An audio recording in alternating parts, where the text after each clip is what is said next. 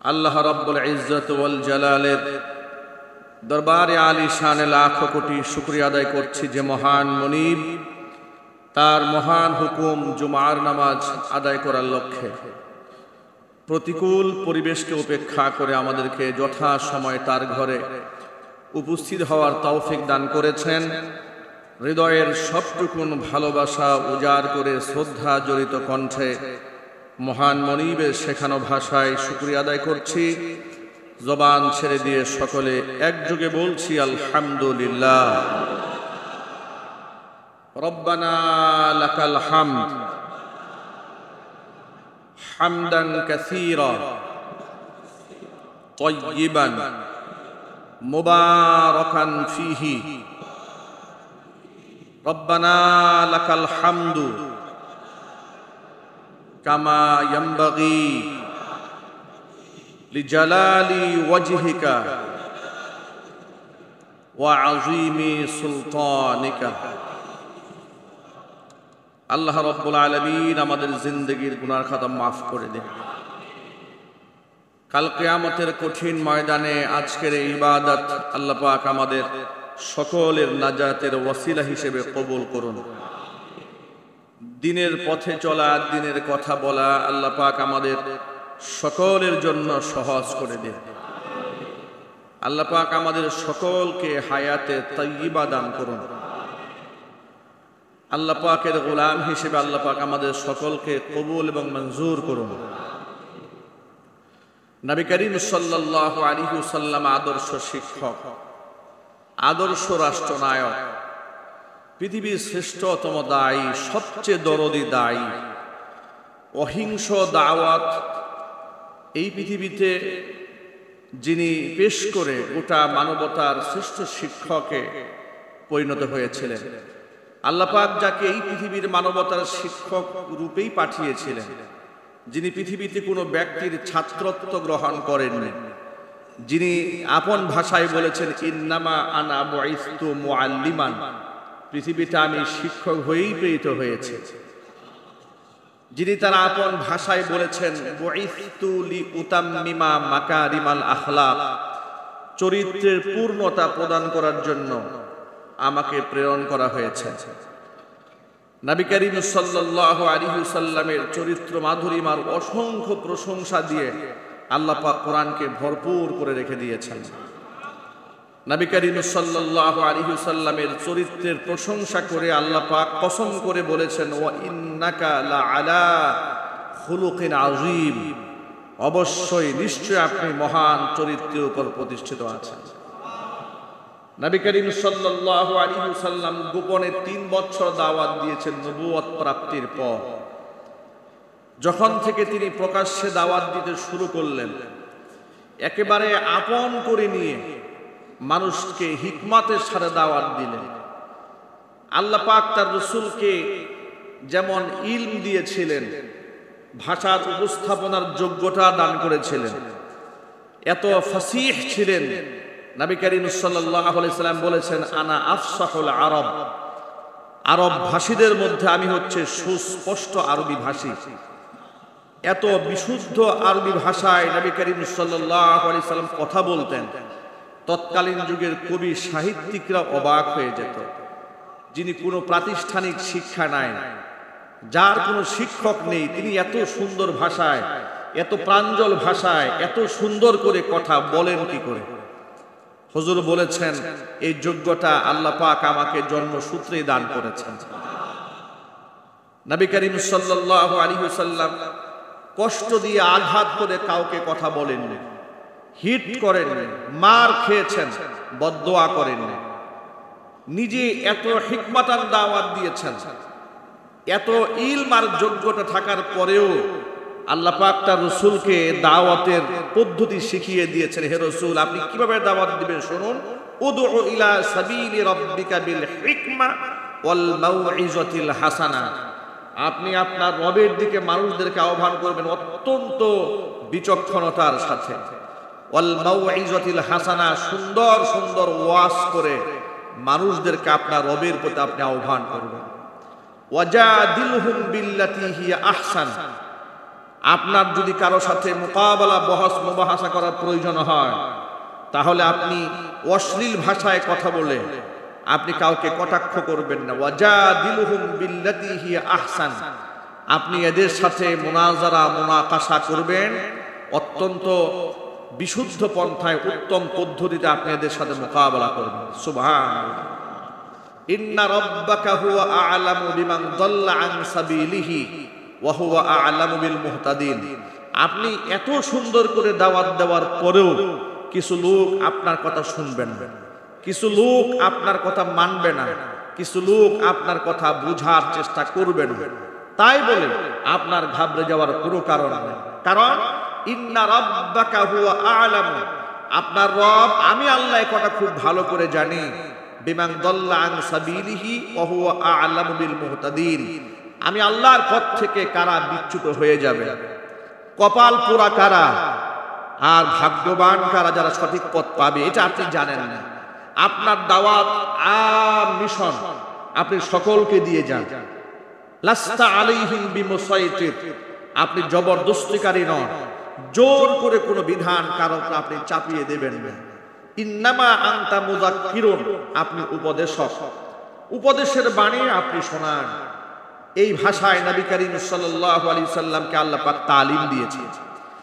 এত সুন্দর উপস্থাপনা, এত সাবলীলতা, এত স্বচ্ছতা, এত স্বচ্ছ জীবনযাপন, পবিত্র জীবনযাপন করার পরেও প্রকাশ্যে যখন আল্লাহ পাকের কোরআনের কথা, তাওহীদের কথা, রিসালাতের কথা, আখলাতের কথা সমাজের মধ্যে নবী করিম সাল্লাল্লাহু আলাইহি সাল্লাম যখন প্রচার করে বেড়ালেন, তখন সমাজের বৃহৎ একটা শক্তিশালী গোষ্ঠী নবী করিম সাল্লাল্লাহু আলাইহি সাল্লামের জানি দুশমন হয়ে গিয়েছিল।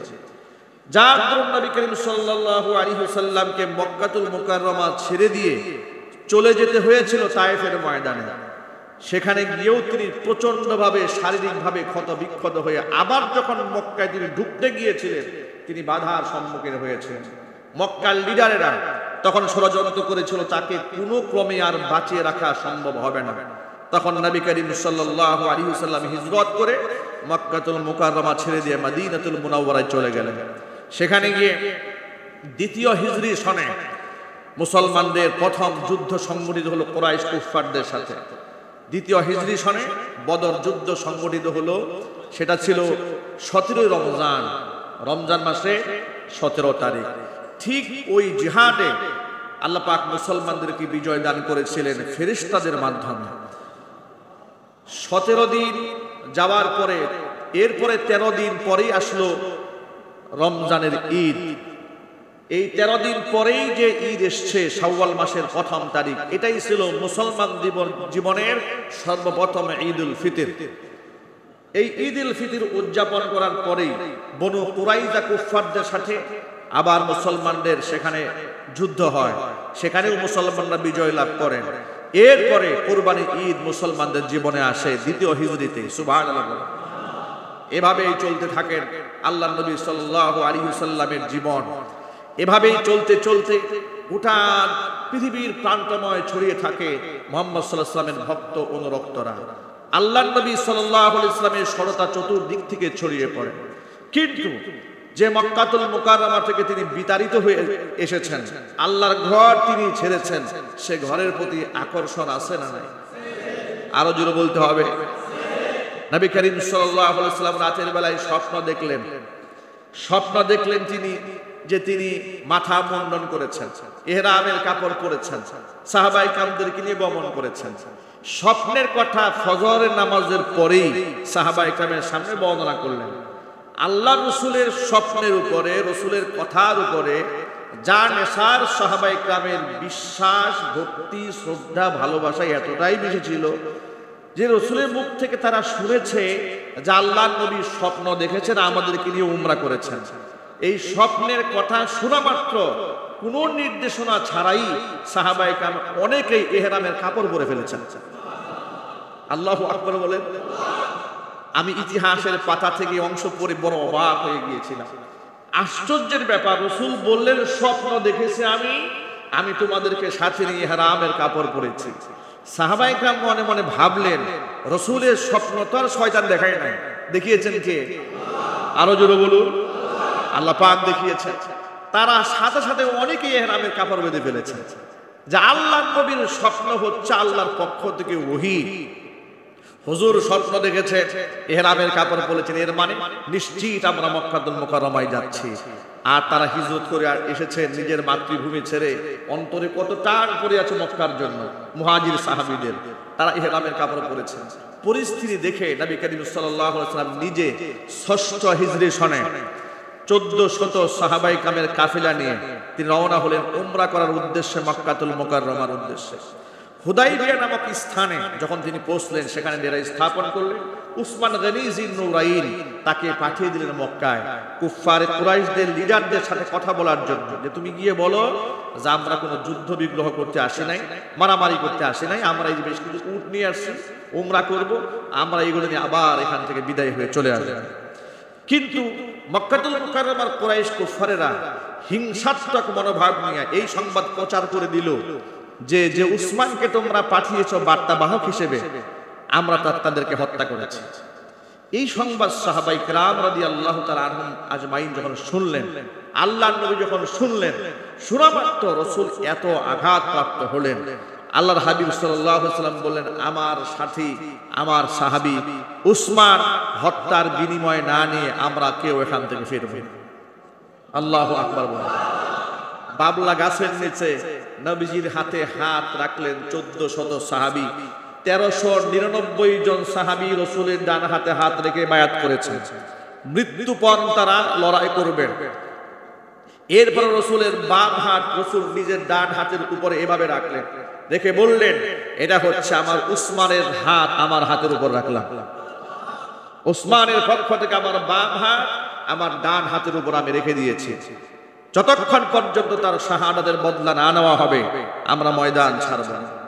এই পরিবেশ দেখে এই সংবাদ পৌঁছে গেল মক্কাতুল মুকাররমায়, যে তারা ১৪০০ সংখ্যায় কম হলে কি হবে, তারা কিন্তু তোমাদের সাথে লড়াই করতে প্রস্তুত হয়ে গেছে।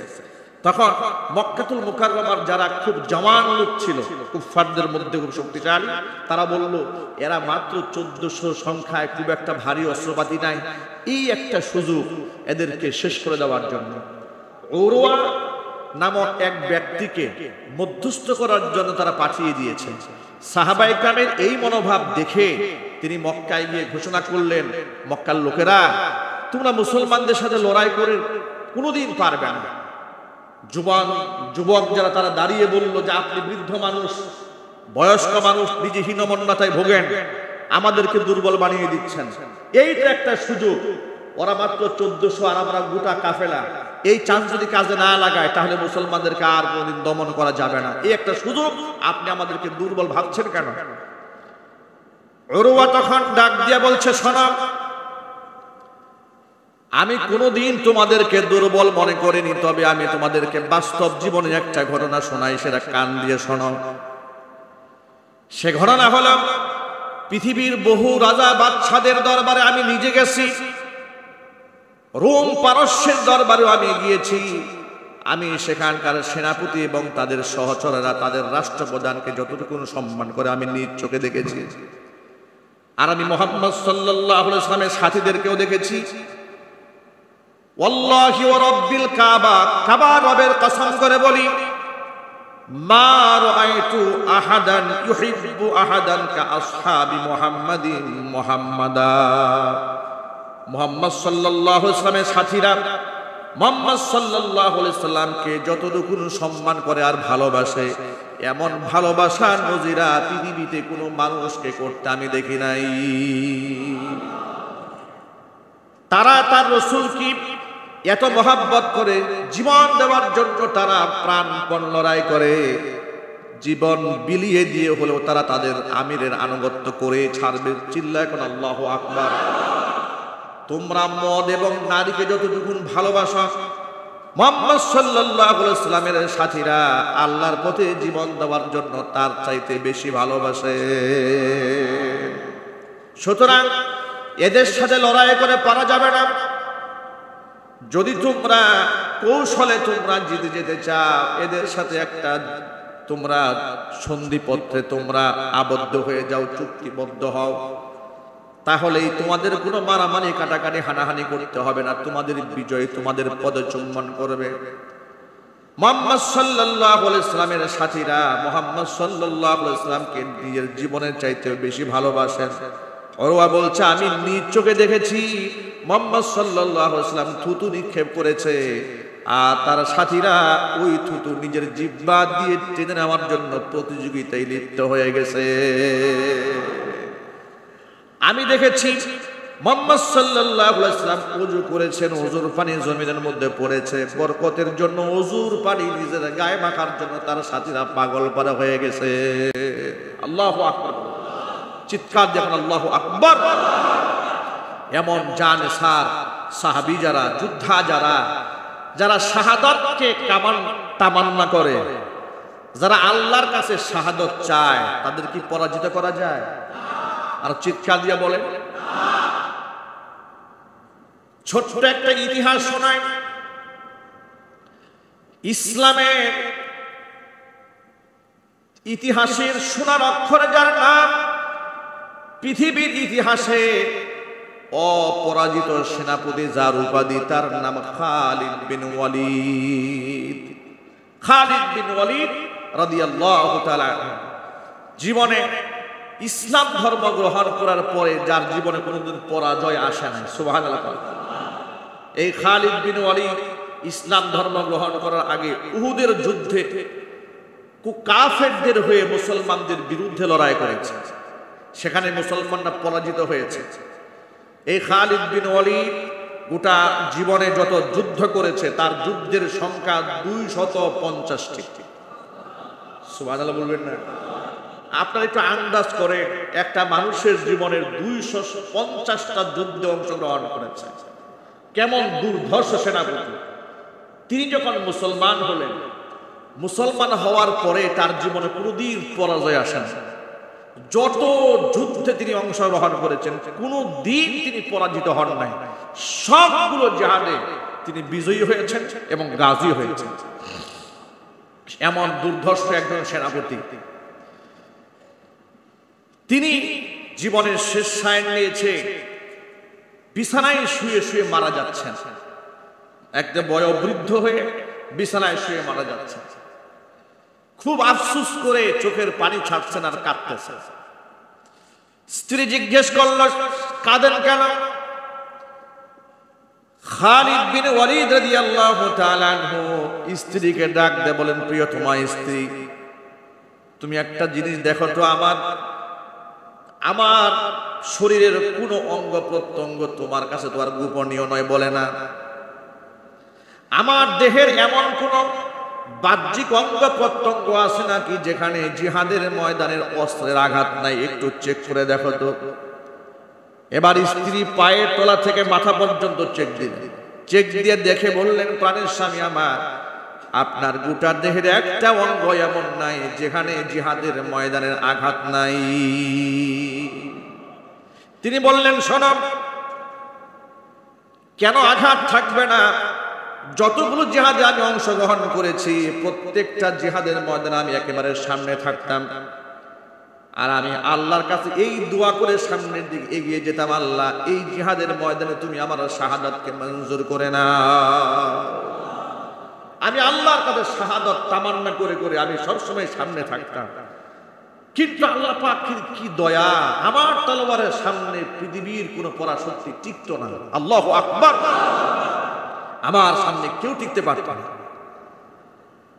অপরাজয় এই সেনাপতি খালিদ বিন ওয়ালিদ রাদিয়াল্লাহু তাআলা আনহু বলছেন, আমি সামনের কাতারে থাকতাম আর আল্লাহর কাছে দোয়া করতাম, আল্লাহ তুমি আমাকে শাহাদাত দান করো, কিন্তু আমার শাহাদাত মঞ্জুর হয় নাই।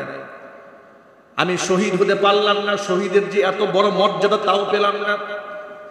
আজকে আমি বিছানায় শুয়ে শুয়ে কাতরাচ্ছি, মৃত্যু যন্ত্রণায় ভুগছি, আর শেষ বিদায় হব আমার বিছানায় পড়ে।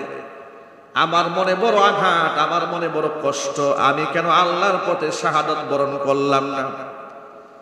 স্ত্রীর কাছে জানতে চাইলো, আল্লাহ কেন আমাকে শহীদ করলেন না?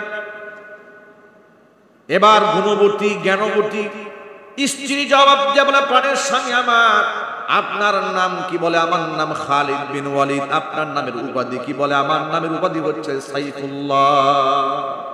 উপাধি কে দিয়েছে? উপাধি আল্লাহ রাসূল দিয়েছে আপনাকে। আপনার নামের উপাধি হচ্ছে আল্লাহর তলোয়ার। সুবহানাল্লাহ। তিনি বললেন, আপনি যদি শহীদ হতেন তাহলে তো আল্লাহর তলোয়ার ভেঙে যেত।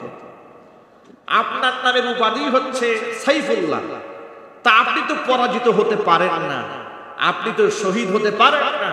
আপনি শহীদ হয়ে গেলে তো আল্লাহর তলোয়ার ভেঙে যেত, আর আল্লাহর তলোয়ার কি ভেঙে দিতে পারে এমন শক্তি পৃথিবীতে কারো নাই। আল্লাহু আকবার বলে। সুতরাং আল্লাহর তলোয়ার ভাঙতে পারে না। সুতরাং আপনি গাজী হয়েছেন, আপনি শাহাদাত বরণ করেন না। আমি এই ঘটনা থেকে আপনাদেরকে শুধু এই সবকটা শোনাতে চেয়েছি। তিনি যে বলেছিলেন যে মুসলমানরা আল্লাহর পথে জীবন দেওয়াটাকে গৌরবের মনে করে, খালিদ বিন ওয়ালিদ রাদিয়াল্লাহু তাআলা আনহু এই ঘটনা হচ্ছে তার সবচেয়ে বড় প্রমাণ। তিনি বলেছেন, আমি সামনের কাতারে থাকতাম শুধু এই কথাই চিন্তা করে যে আল্লাহ তোমার পদে শাহাদাতকে তুমি মঞ্জুর করে নাও। আল্লাহু আকবার। মুসলমানদের প্রত্যেকটা মুসলমানদের ঈমানি চেতনা এমনই হওয়া উচিত, হকের উপর থেকে যেন আমার জীবনটা আল্লাহ কবুল করেন। মুনাফিক হয়ে, বেঈমান হয়ে, কাপুরুষ হয়ে ঈমান নষ্ট করে দুনিয়া থেকে মরে যাওয়ার চাইতে ঈমান নিয়ে ফাঁসির কাষ্টে ঝুলে শাহাদাত বরণ করা আল্লাহর কাছে শ্রেষ্ঠ উপহার। আজকে গোটা দুনিয়াময় মুসলমানরা নির্যাতিত, মুসলিম বিশ্বে মুসলমানরা সবচাইতে অপমানিত।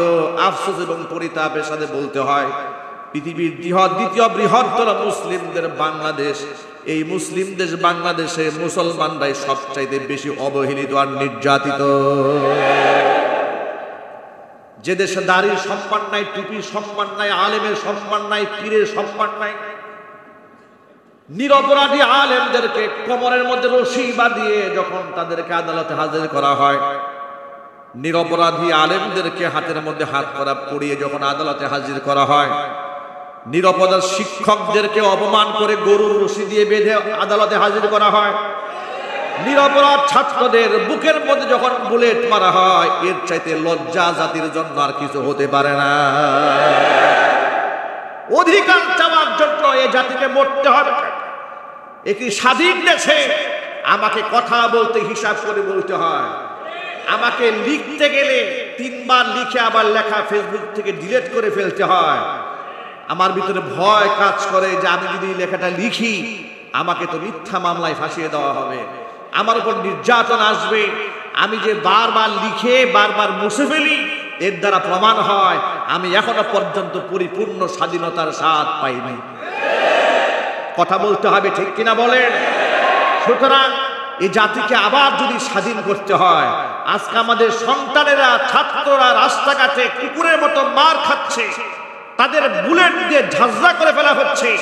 আবার যদি এদেশের মানুষের স্বাধীনতা ফিরিয়ে আনতে হয়, গোটা মুসলমানদেরকে আল্লাহর পথে জীবন দেওয়ার জন্য প্রস্তুত থাকতে হবে।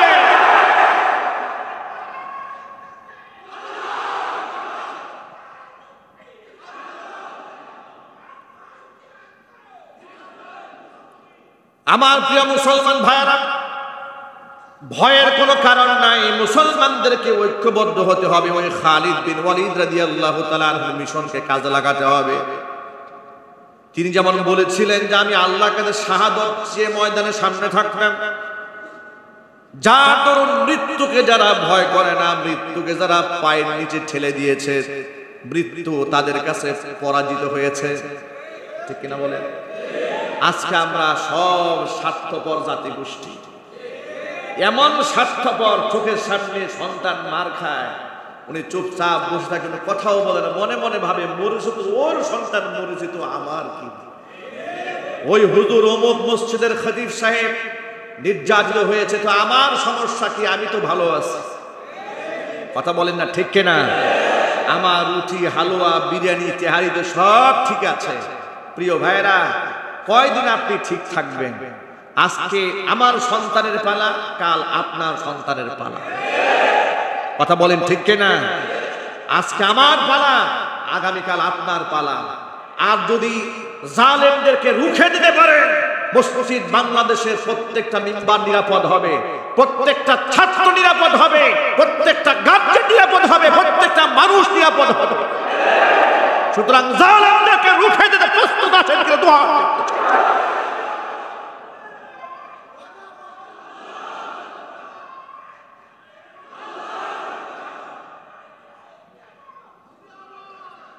আমার প্রিয় ভাইয়েরা, সুতরাং জালেমের বিরুদ্ধে মাজলুমদেরকে ঐক্যবদ্ধ হয়ে কাজ করতে হবে। বলি ইনশাআল্লাহ। সম্মান আদায়ের লড়াই করতে হবে। আমাদের কি দেশে সম্মান আছে নাকি? নিজেদেরকে খুব সম্মানিত মনে করেন? আপনাদের পাশেই ব্র্যাক ইউনিভার্সিটির সাবেক শিক্ষক প্রফেসর আসিফ মাহতাব ইংল্যান্ড থেকে ডক্টরেট করে এসেছে। কত শিক্ষিত, উচ্চ শিক্ষিত একজন শিক্ষক, একজন আদর্শ শিক্ষক, যিনি সমকামিতার বিরুদ্ধে বজ্রকণ্ঠ হয়ে ময়দানে লড়াই করেছেন, ট্রান্সজেন্ডারের বিরুদ্ধে লড়াই করেছেন, ছাত্র অধিকার পরিষদের জন্য লড়াই করেছেন। মানুষের জন্য কথা বলতে বলতে আজকে তার হাতে হাত কাঁপে, ডান্ডা বেরিয়ে পড়া, দাঁড়িয়ে থাকতে পারেন না মাজলুম এই শিক্ষক। চোখের সামনে এই ধরনের দৃশ্য আর কত দেখবেন? আপনাদেরকে ছোট্ট একটা কথা বলি, মুসলমানের চেতনা যদি অন্তরে থাকে, আপনি কোন সম্মানিত ব্যক্তিদেরকে অসম্মান করতে পারবেন না। 2018 সালে আমাকেও যখন মাহফিল থেকে তুলে নিয়ে গিয়ে মিথ্যা মামলায় ফাঁসিয়ে দিয়ে আদালতে যখন হাজির করা হলো, আমার হাতের মধ্যে হাত করা এবং হাত করার মধ্যে গরুর রশি বাঁধা 18, এই হাতের মধ্যে যে হাতকে স্পর্শ করার জন্য হাজার যুবক পাগল পারা হয়ে থাকে, যে আলেমদের কপাল চুম্বন করে মানুষ জীবনকে ধন্য মনে করে, আপনি সে আলেমকে গালি দেন, অসভ্য ভাষায় কথা বলেন, অকথ্য ভাষায় গালিগালাজ করেন। আপনাকে সুশীল এবং সভ্য কে বলেছে? আপনার মতো অসভ্য বেয়াদব আসমানের নিচে জমিনের উপর আর নাই। সম্মানিত ব্যক্তিদেরকে সম্মান করতে শিখুন। ফানজিলিন নাস মানাজিলাহুম, মানুষকে তার অবস্থান অনুযায়ী সম্মান করুন। ছোট্ট একটা ঘটনা শুনে আপনাদের কি তাবরানীর হাদিস থেকে শোনায়, জারির ইবনে আব্দুল্লাহ আল বাজালি রাদিয়াল্লাহু তাআলা আনহু, রাসূলের একজন বিখ্যাত সাহাবী, নবী করিম সাল্লাল্লাহু আলাইহি ওয়াসাল্লাম, তিনি একটা ঘরের মধ্যে প্রবেশ করলেন। যা নবী সাল্লাল্লাহু আলাইহি ওয়াসাল্লাম এমন একটা ঘরের মধ্যে প্রবেশ করলেন, যেখানে গিয়ে দেখলেন সাহাবায়ে কেরাম খুব ঠাসাঠাসি করে, একদম গেজাগেজি করে বসে আছে, চাপাচাপি করে বসে আছে। এমন সময় দেখতে পেলেন জারির ইবনে আব্দুল্লাহ আল বাজালি, রাসূলের একজন সাহাবী, তিনি জায়গা না পেয়ে দরজার এক কোণায় দাঁড়ায় আছেন। ফানাযারান নবী সাল্লাল্লাহু আলাইহি ওয়াসাল্লাম ইয়ামিনা ওয়া শিমালা, নবীজি ডানে বামে তাকালেন, কোথাও জায়গা টাকা আছে কিনা দেখলেন। কোনো জায়গা দেখতে না পেয়ে ফালাম ইয়ারা মাউদিআন, কোনো জায়গা নাই। নবী করিম সাল্লাল্লাহু আলাইহি ওয়াসাল্লাম ফাআখাযা নবী সাল্লাল্লাহু আলাইহি ওয়াসাল্লাম রিদাহু, হুজুরের গায়ে যে চাদরখানা ছিল, গায়ে জামা পরা ছিল চাদর, নিজের জামা নিজের চাদরটা খুলে ফেললেন। খুলে ফেলে ফালাফাহু, এরপরে নবী করিম সাল্লাল্লাহু আলাইহি ওয়াসাল্লাম এই চাদরটা জারির ইবনে আব্দুল্লাহ বাজালির দিকে নিক্ষেপ করলেন। জারির ইবনে আব্দুল্লাহ বাজালিকে রাসূল নিজের গায়ের চাদর দিয়া বলছে, হে জারির, ইজলিস আলা হাদা, তুমি এর উপরে বসো। জারির ইবনে আব্দুল্লাহ আল বাজালি রাসূলের গায়ের চাদর হাতে নিয়া চোখে লাগানো একবার, মুখের মধ্যে লাগানো একবার, বুকের সাথে লাগানো একবার, আবেগ আপ্লুত হয়ে বলছেন, হে রাসূল, আপনার গায়ের চাদর আপনি আমার মতো একজন আত্মা মানুষের জন্য দিয়েছেন বসার জন্য। আপনি যেটা গায়ে দেন, আপনি দিলেন আমাকে বসার জন্য। আকরামাকাল্লাহু ইয়া রাসূলুল্লাহ কামা আকরামতানি, হে রাসূল, আল্লাহ আপনার সম্মান আরো অনেক বাড়িয়ে দিক, যেরূপ সম্মান আপনি আমার একজন সাধারণ মানুষকে আপনি দান করেছেন। আল্লাহু আকবার বলেন। উপস্থিত সাহাবীদেরকে রাসূল বললেন, ইদা আতাকুম কারীমু কওমিন ফাআকরিমুহু, তোমাদের মধ্যে যদি এলাকার কোনো সম্মানিত ব্যক্তি তোমাদের মজলিসে আসে, ফাআকরিমুহু, খবরদার তাকে সম্মান দেবে। সুবহানাল্লাহ বলবেন না? পৃথিবীর কোন মজলিসে কোন সম্মানিত ব্যক্তিদেরকে অসম্মান করা যাবে না। এই শিক্ষা আল্লাহ রাসূল দিয়েছেন, এই শিক্ষা কোরআন দিয়েছে, এই শিক্ষা ইসলাম দিয়েছে। আল্লাহর হাবিবের জন্য বলেন, মান লাম ইয়ারহাম সগীরানা ওয়া লাম ইওয়াক্কির কাবীরানা ফালাইসা মিন্না, যে ব্যক্তি ছোটদেরকে স্নেহ করে না, বড়দেরকে যারা সম্মান দেয় না, ওই ব্যক্তি আমি মুহাম্মদ সাল্লাল্লাহু আলাইহি সাল্লামের দলের অন্তর্ভুক্ত নয়। সুতরাং যারা আজকে শিক্ষকদেরকে অপমান করছে, আলেমদেরকে অপমান করছে, তারা নিজেদেরকে মুসলমান দাবি করতে পারে না। এটা আমার কথা নাকি রাসূলুল্লাহর কথা? আরো জোরে বলে। এটা আমি বলিনি, আমি তো আপনাদের সামনে নাকেল নকল করেছি মাত্র। আল্লাহর নবী বলেছেন ছোটদেরকে স্নেহ করে না, বড়দেরকে সম্মান দেয় না। আমার আলেমকে ইজ্জত যারা দেয় না, তারা আমি মুহাম্মদ সাল্লাল্লাহু আলাইহি ওয়াসাল্লামের দলের অন্তর্ভুক্ত নয়।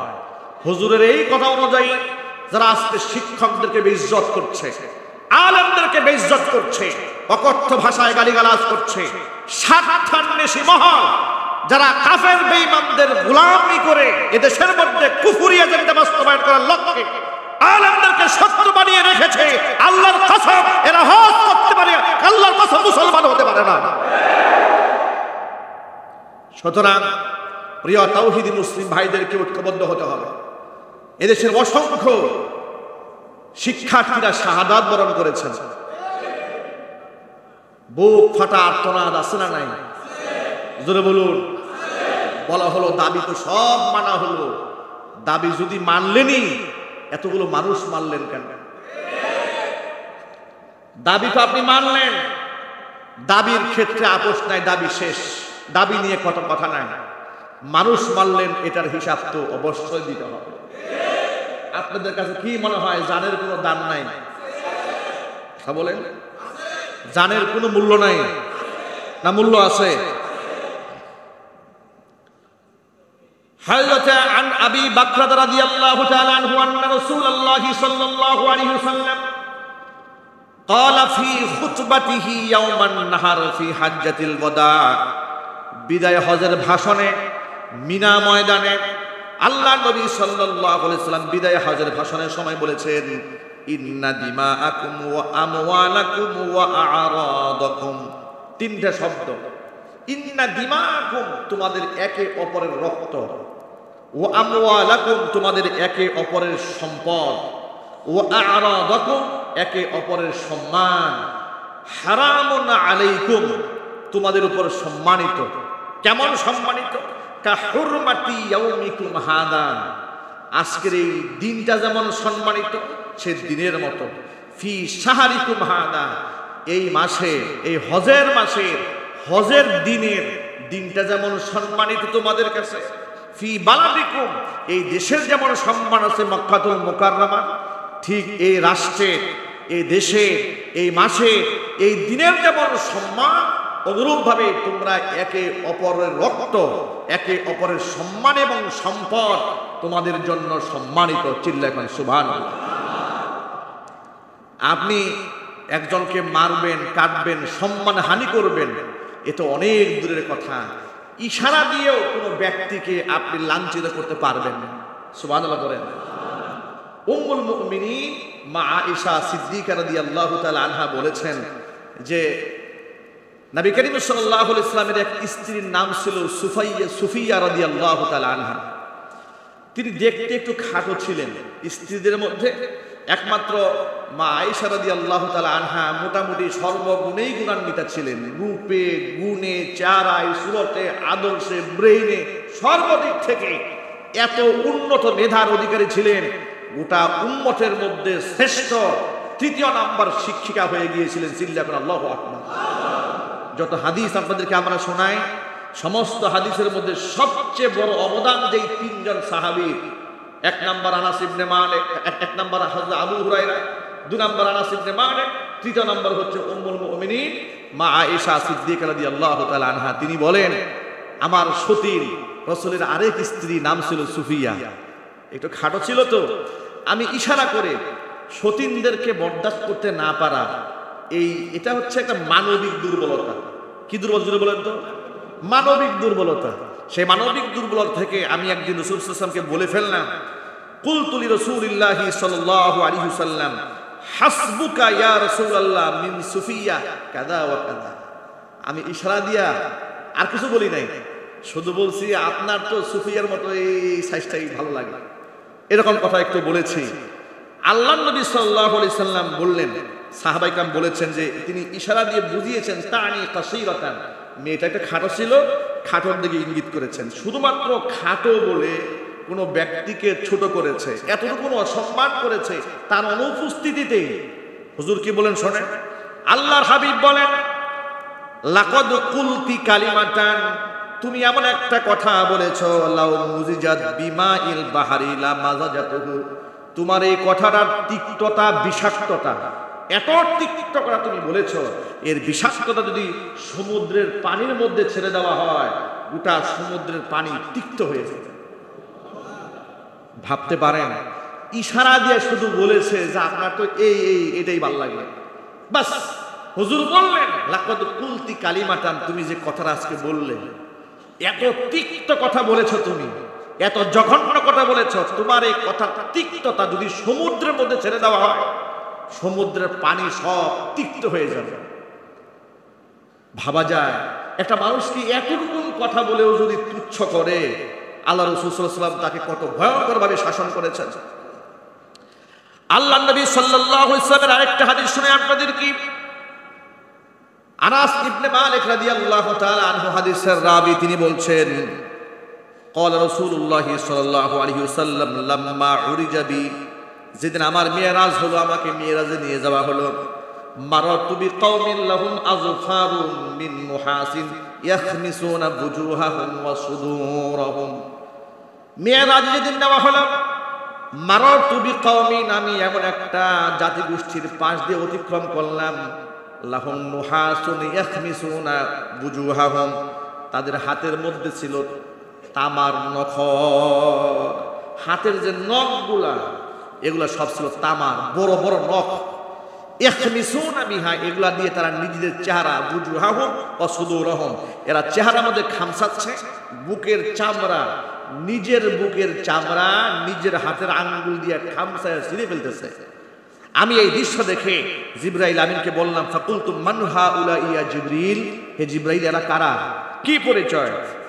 জিবরাইল বললেন ক্বালা হাউলা ইল্লাযীনা ইয়াকুলুনা লুহুমান নাস, এরা হচ্ছে জমিনের ওই সমস্ত ব্যক্তি যারা জমিনে মানুষের মাংস খেত, ওয়া ইয়াকাউনা ফি আরাদিহিম, এবং যারা মানুষের সম্মান নিয়ে সিনেমিনি খেলত, যারা এই পৃথিবীতে মানুষের সম্মান নিয়ে সিনেমিনি খেলে, যারা মানুষকে তুচ্ছ তাচ্ছিল্য করে, ওই সমস্ত ব্যক্তিদের হাসরের ময়দানে যাওয়ার আগেই এদের আলামে বারজাখের মধ্যে সাজা শুরু হয়ে গেছে, নিজের নখ দিয়ে খামসায়া নিজের বুক, নিজের চেহারা, গোশতগুলো, চামড়াগুলো টেনে ছিঁড়ে ফেলছে। আমি এই হাদিস দ্বারা আপনাদেরকে এই সবক শোনাতে চাই যে আজকে আমাদের সমাজের মধ্যে কে কত বেশি মানুষকে অসম্মান করতে পারে তার প্রতিযোগিতা চলছে।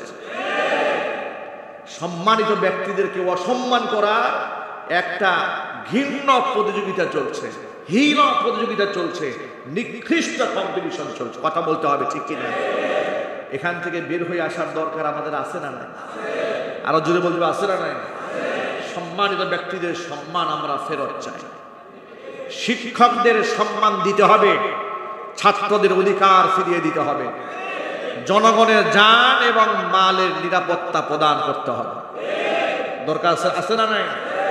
অবশ্যই জনগণের জান এবং মালের নিরাপত্তা অবশ্যই প্রদান করতে হবে, শিক্ষকদের সম্মান দিতে হবে, আলেমদের সম্মান দিতে হবে, এবং যারা শাহাদাত বরণ করেছেন তাদেরকে রাষ্ট্রীয়ভাবে শহীদের মর্যাদা দিতে হবে। কথা একটু জুড়ে বলতে হবে, ঠিক কিনা বলেন? আছে অধিকারের জন্য একটা স্বাধীন দেশে আমার সন্তানরা মরবে কেন? কথা বলেন, ঠিক কিনা বলেন? অধিকার যদি দিয়েই দেবেন, মানুষের বুকে বুলেট চালালেন কেন? বুলেট কি তৈরি হয়েছে এদেশের মানুষকে হত্যা করার জন্য? বুলেট কি তৈরি হয়েছে এদেশের সাধারণ মানুষকে পিটিয়ে মারার জন্য? মেধাবী ছাত্ররা কি অপরাধ করেছে?